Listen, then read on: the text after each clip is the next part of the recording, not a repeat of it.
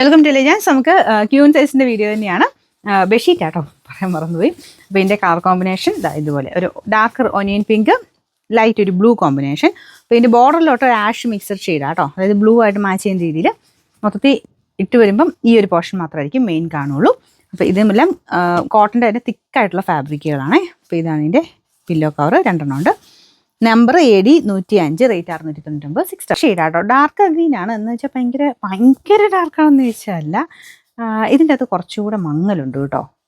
ഇത് കാണുന്നതിനേക്കാളും കുറച്ചുകൂടെ ഡാർക്കാണ്.